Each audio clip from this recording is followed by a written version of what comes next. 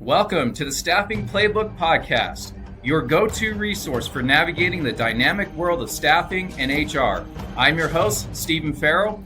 Join me each week as we dive deep into the strategies, insights, and stories that shape the staffing industry. From the latest trends to expert interviews and practical tips, we'll equip you with the right tools and knowledge to succeed in the staffing industry. Whether you're a seasoned professional or just starting out, the Staffing Playbook is here to help you play your best game. Let's get started. 10, 9, 8, 7, 6, 5, 4, 3, 2, 1.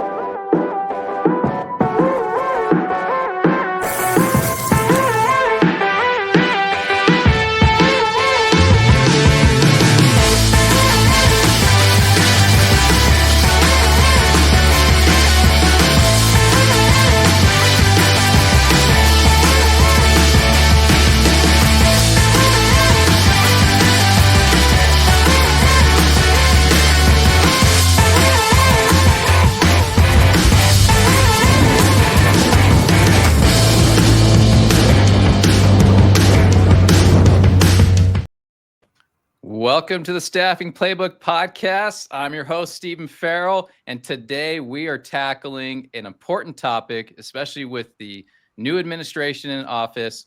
And I've got Nick Gruninger. He is the controller at Your Employment Solutions. We're going to be talking about the legal pitfalls your staffing agencies won't tell you. So we're gonna just lay it all out today. I've got a tax and compliance expert here, Nick. Welcome to the show once again, round two. How you doing, my friend? Doing well. Thanks for having me again. I'm excited to talk about it. This is something I'm pretty passionate about. You know, with my background, I started in public accounting, so I've always cared about making sure that people are compliant, while at the same time wanting to save them money and how you manage those two things.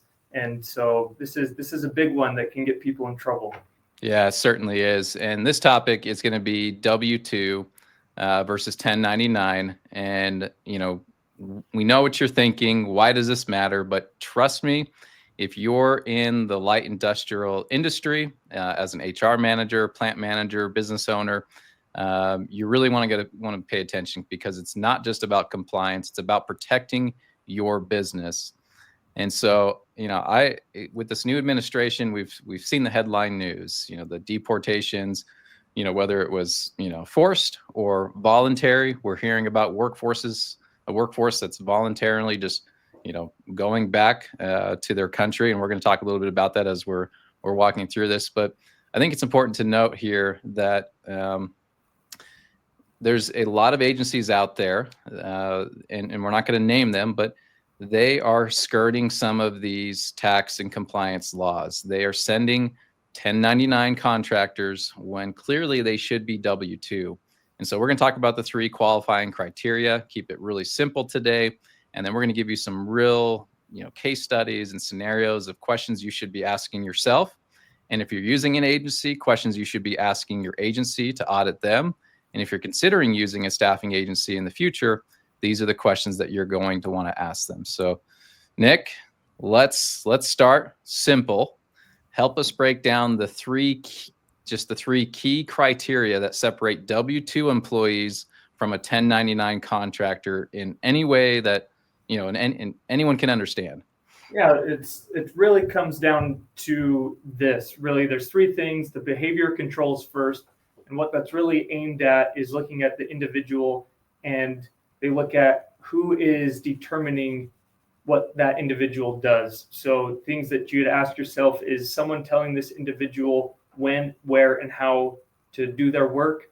So are they reporting for a specific shift once they get there? Are they following a set process? Things like that. That's a dead giveaway that person is acting like a W-2 employee and not a contractor. The second one is financial control, which would be things like who's covering the costs. So is the employer, you know, providing the tools, uniform, equipment used to do the job? Is the employee able to submit reimbursements, stuff like that? It's a dead giveaway that person's not really independent. The last one they look at is the relationship type, which I like to say, does it walk like a duck and quack like a duck? If it does those two things, usually it's a duck. So what they're looking at is this person integrated into your business? Are they attending meetings, using the same equipment again? Are they at parties with the the employees? Really, are they functioning and acting like an employee? And so those are the main three things that the IRS or any state labor department are really going to hone in on to determine if someone's an employee or a contractor. And so to kind of give an example of this, imagine if you had a production worker that showed up from an agency that was classified as a 1099 contractor. The question you should ask is, are they showing up to a scheduled shift or not? That's the first dead giveaway. Okay. So let's say they're showing up to, they're 1099 through a gig app or through an agency.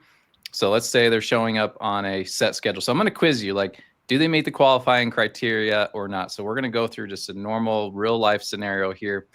You have an employee from an agency or a gig app showing up on a scheduled shift. Yeah. Do they meet the qualifying criteria for 1099? No, right there, they've already crossed the line into the employee. So a 1099 contractor controls their own schedule. They decide when to show up, when they're going to do the work. If they're showing up for a set scheduled shift, that's a dead giveaway that person's an employee. Let's go automatically eliminated from 1099 if they're set schedule by company reporting into it. So yeah, and to make it very clear, if you have someone who's 8 to 5 shift every single day, and they're showing up there and they're required to be there from 8 to 5, that's automatic giveaway. That person's an employee. Okay. So here's the question back though, right? If it goes farther, what if that person shows up late to work? Well, maybe let's try this. Let's just say they get to pick the day they want, okay, out of this schedule. And then, you just mentioned, what if they show up 4 hours late? Is that, do they qualify for 1099? If they show up late and they they call the agency and say, hey, Nick showed up late, please don't send them back tomorrow. Would that qualify? Again, that's another dead giveaway, right, with that set schedule. If they're showing up late and the company's calling the agency to let that person go for attendance issues, that's a dead giveaway. That person's not independent. They're not controlling their behavior, right? So right there, they do not qualify as an independent contractor. Okay. Well, I think that probably eliminates a lot of people right now that are out there, through an agency 1099. They're showing up for a schedule, or they pick the day, but they show up late, and then they tell the agency, don't send this person back. So let's set those two aside. What if I just get to pick my time and get to show up whenever, but I'm using the company's machines and tools to do the job? Yeah. So this is just layering on to the non-compliance. A true contractor, think of like your HVAC person, someone who you call to do plumbing. When they're coming, they're using their own tools. They're not using your tools, right? So if they're using the equipment that's provided by the company, again, they're reliant on that. The financial aspect is controlled by the company, the employer, and it's a dead giveaway that person's an employee. Yeah, it's interesting. I remember I had a handyman fixing my furnace, of all things, and he couldn't find his flathead, and I offered him mine, and he said, no, I'm good. I'll go look in my truck. And I thought, well, that was rude. But now it kind of makes sense. He's got that in his mindset. He's a 1099 contractor. I'm not using your tools. Yeah, and let's be realistic. Like in the light industrial space specifically, there is hardly an instance that I could think of where an employee would show up and be required to have all their own tools and equipment used to do the job. Yeah, it's pretty rare. Yeah. And so things like that. So now when you couple those things together, where they're set up for a specific shift, reporting to a supervisor, being provided tools, there's no real chance that you can make an argument that person's a contractor. Yeah. All right. Well, what about, you look at these contingent workers coming in under the classification of 1099. What if they, think about company culture. What if they attend the team startup meeting or a celebration meeting or some sort of events? Does that create risk? It creates a lot of risk. So think about it too. If they're required to be at specific meetings, they have dashboards that they're supposed to, or metrics that they're supposed to hit. that are similar to everything else that a regular employee at that company would be doing. You're essentially signaling to anyone looking in that this person is an employee. Yeah. Yeah. And it's like if they're attending company events, it signals that they're part of the business. That would be a W-2 relationship, would it not? Yeah, it would a dead giveaway for sure. Yeah.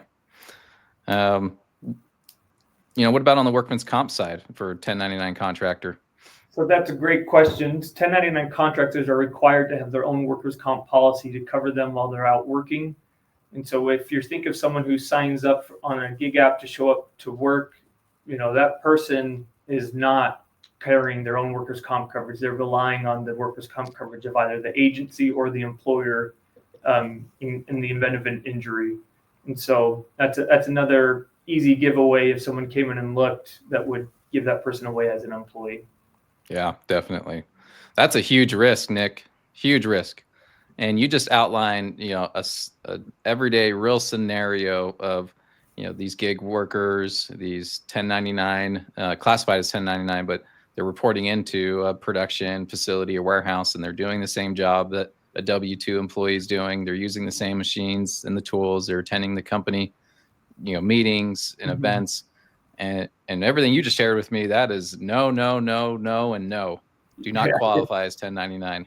Yeah, not even close. And the scary part is for an employer who's unaware with these things, because they think that the agency is doing things correctly, when they're lumped in as a co-employer, when two or more employers share the responsibility of an individual, then any liability that's generated related to that individual, both parties are on the hook. So, an employer can get a surprise bill when they're lumped into this liability that's generated because the agency wasn't upfront with them about how this person was classified.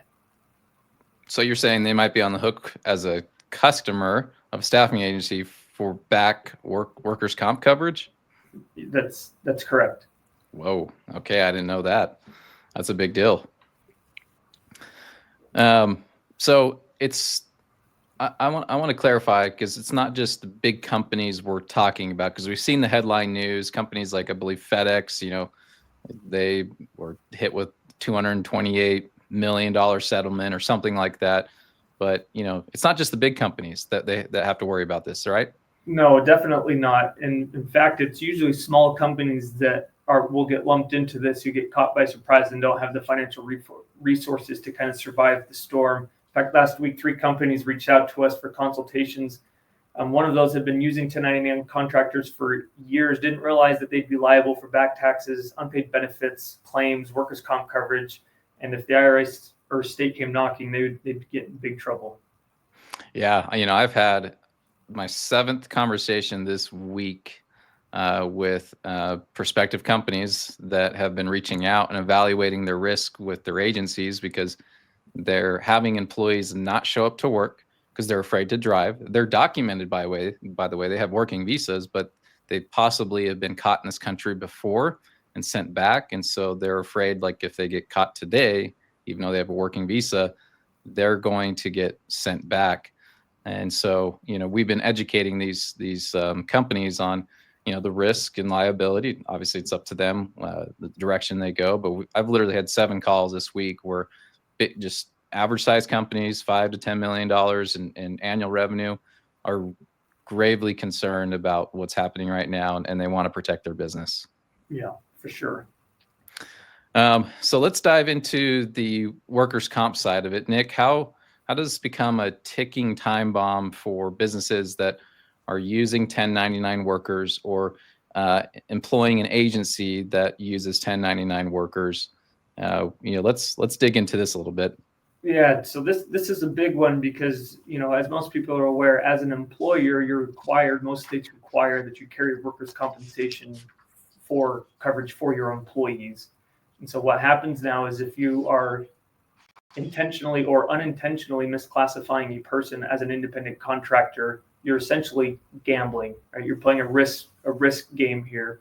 So what can happen is that the state IRS, they can come back with several years. They can hit you with unpaid premiums, and they tack onto that fines, penalties, and interest. And so the real kicker is, you might not think that the workers report to you directly, right, as an employer, because you're using an agency, but it only takes or you might say that, this employee, I trust this person, we have a good relationship. They got hurt, they wouldn't want to file a claim or anything like that. But all Yeah. it takes is one upset employee who feels like they were mistreated. They report something or say something, and then that opens up, your whole business to years and years of audits.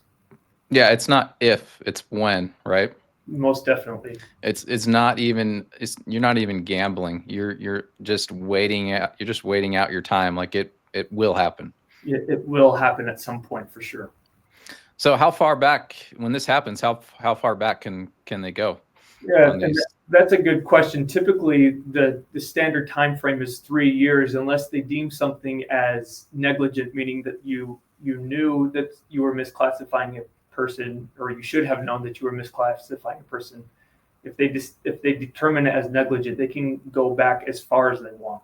And so it's a really big deal. People will think, well, it's outside the 3-year statute of limitations. If they make that determination that you should have known, or you did know that you were misclassifying them, they're going to go back from your inception date. Isn't there a max penalty per worker of something around $27,000 or $28,000? Yeah, it sounds right. Yeah. Yeah, I mean, could you imagine this? You're saving a few bucks on payroll using a gig app or an agency that's, not being completely truthful with you on W-2 versus, 1099. But now you could be facing 6-figure fines or greater, right? Is that worth it? Yeah, in my mind, the risk is not worth the reward. Yeah. Yeah, I hope a lot of people are paying attention today, because I believe they are, because it's in the air. People are talking about it. I've never had this many calls in a week about this topic, let alone in the last 2 or 3 years. And to that same note, you'd be surprised how many customers we go into and ask some of these questions, and they have either one, don't know how an employee or a person from an agency is being classified, or that they didn't know that it was just wrong, that they thought that you could classify them as a 1099. So it's really a big deal. Yeah, no, it really is. Well, let's play this out some more. A 1099 worker gets injured on the job. Yeah. What happens next? If they get injured on the job without workers' comp coverage, they'll likely go after the company where they were working. So that's your business, even though you are not the direct employer. If they came from an agency, they're going to the work site that's where they're going to start first, not the agency. And so in an industrial environment, injuries are definitely not uncommon. Yeah, and there's got to be some due diligence on your part as a company. You can't just say, well, I didn't know the agency was doing it. Does that hold up in court? No, definitely not. That would not hold up in court. And so now you're dealing with legal fees, medical costs, potential further lawsuits, for civil damages. And that's not even accounting for downtime, lost productivity. It adds up quick. Yeah. Well, I think, I think this all stems from agencies promising a low markup. And I think companies need to pay attention, because if you're getting a mid-20s markup on a light industrial position, 25% down to 22, down to 19, you should be really concerned, right? You should be asking yourself or asking your agency a few questions, should you not? Oh, definitely. Yeah. When you're in the light industrial space, kind of that markup range you're really targeting is 28 to 35%. If they start to dip lower than 28%, that generally would mean that an agency has made the decision to classify someone as a 1099 employee. That way they're not having to pay matching payroll taxes, and so if they're getting down, especially below 25%, that's probably a dead giveaway that the agency you're using is misclassifying someone as a 1099 contractor. Yeah. Before we go further, we've had some interesting conversations this week. There was a company that I was interacting with, that reached out because of our prior podcast, and they have, dedicated people have been on their team for many years that, have an I-9, but they have quite a few that, are supplied through an agency that they know are 1099. and they really rely on these individuals, and they're just terrified, and they're asking for me, like, some advice. What do we do, right? Mhm. And I think there's a lot of companies that are feeling that pressure right now if they know about it. I think there's a whole lot more that do not. And so, I think there's some questions that you need to ask your agency partners, and do some audits. Let's see some proof of it, because it's not just going to be the agency that's going to be blasted out there if there's some fines, or there's major audit, or even let's call it an ICE raid. Your company might be blasted on the local news or national news. People are terrified about that. Yeah, well, what it does is it really dissolves trust with your customer base, right? So while you think that it goes beyond just the immediate penalties, tangible, that you're going to be potentially hit with for this issue, but if you erode the trust of your customer base, then you're losing potential revenue in the future as well. Yeah. So, Nick, what's the bottom line here? Does the risk outweigh the savings that agencies promise with their gig workers or 1099 workers? But I get it, especially in today's economy with inflation pressure still high, cost of money is expensive. The savings up front sounds nice, but what happens when an audit comes, potential lawsuit, now you're on the hook for back pay, which includes overtime, which includes penalty, interest. You're paying far more than any money that you saved up front. Yeah, certainly. What are some of those questions that, if you're a company listening in and you're using agencies or thinking about it, what are some of those questions that these companies can ask their agencies or prospective agencies to ensure that they are compliant, following the law, and their workers are meeting the criteria for 1099 or W-2? Yeah, well, really, they should be going through first and foremost that if you ask your agency, are you classifying the people that you're sending us as a contractor or an employee? If they reply contractor, you should be very skeptical and want to go through those 3 behavioral, financial, and relationship tests with them. And you have to remind the agency that it's not just if the agency is controlling the shift, if the customer that is taking on Co-employment. people, if either one of them meet them, that person's going to fail those tests, which would classify them as an employee. So very first would be to go through it as yourself, as the customer, saying, am I controlling this person's shift? Am I the one supplying them tools? Am I having them attend company parties or meetings with supervisors, holding them to the same kind of metrics or quotas as you are other employees? And if you are, that person is now misclassified, and you got to go back to your agency and say, look, we got to rectify this. Yeah. And is it, can a company ask for proof? Are they able to see the I-9s with maybe some of the information redacted? Yeah, I think they could ask for anything that they want, as long as there's sensitive information is not being shared. But they could ask for example, a copy of payroll reports that are filed. Or they ask if they're collecting W-4s and have proof for kind of random audit samples of collecting W-4s. That would be typical of an employee to fill out. So there's lots of ways that someone could verify and confirm that their agency is doing what they say they're doing. Yeah.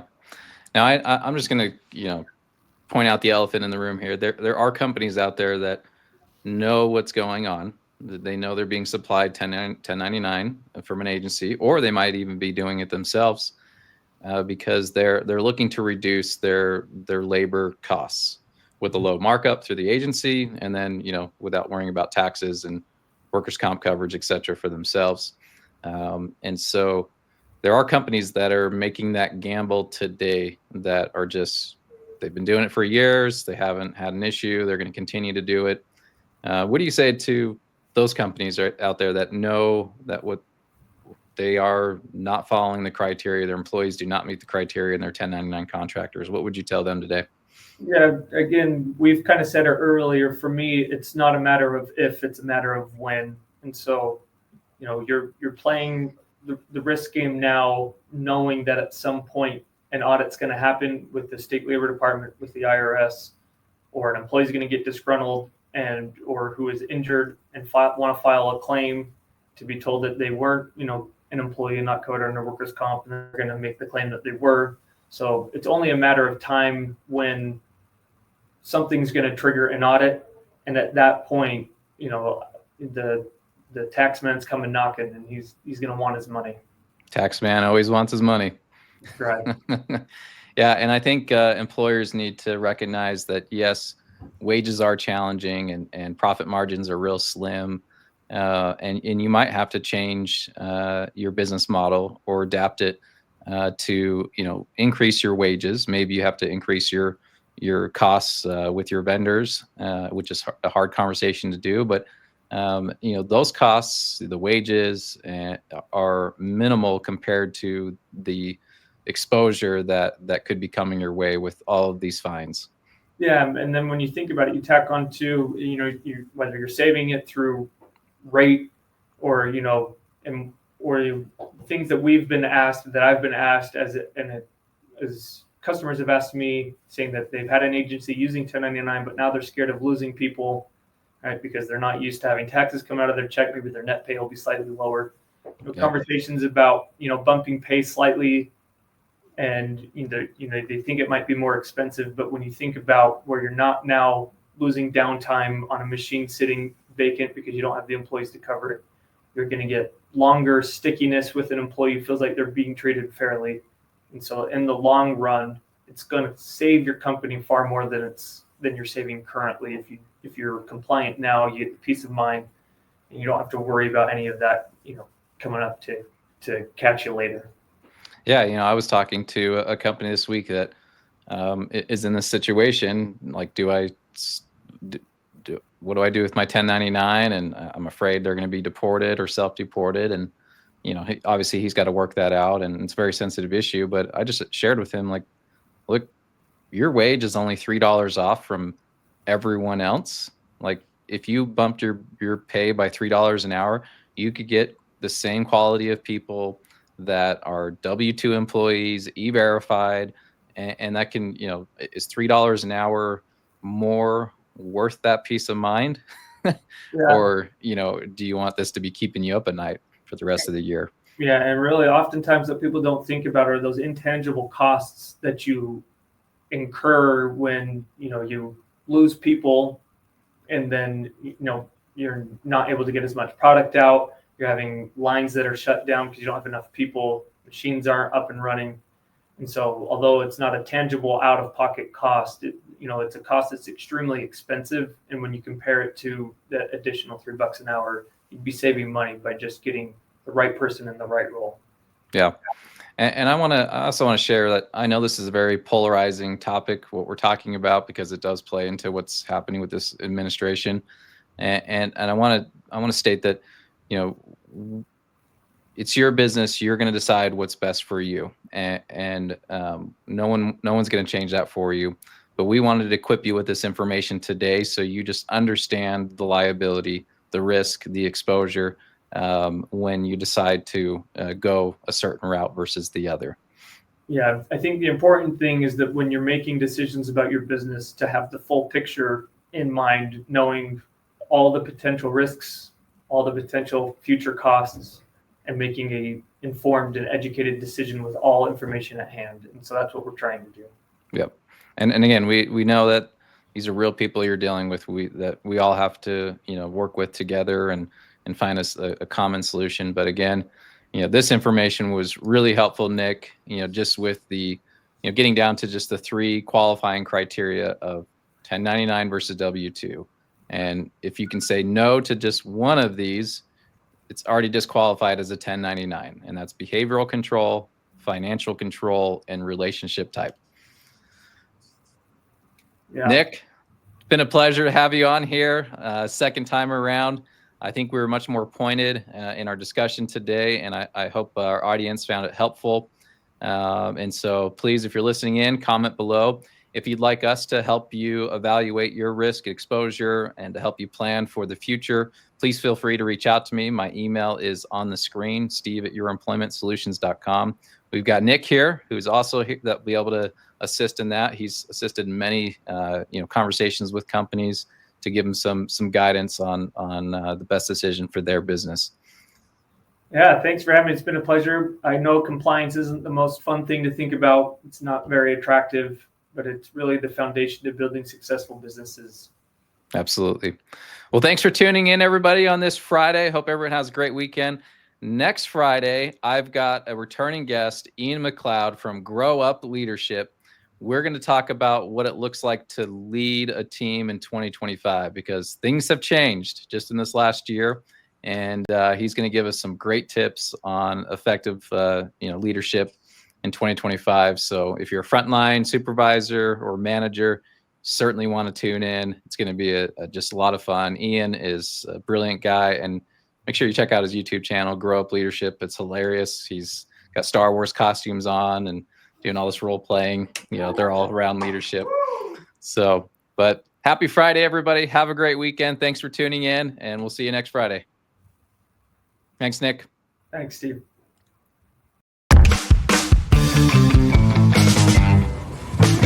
Six months ago, I get a call from Steve Farrell, who wants to talk about partnering with Yes for our labor needs. It would change your approach to staffing.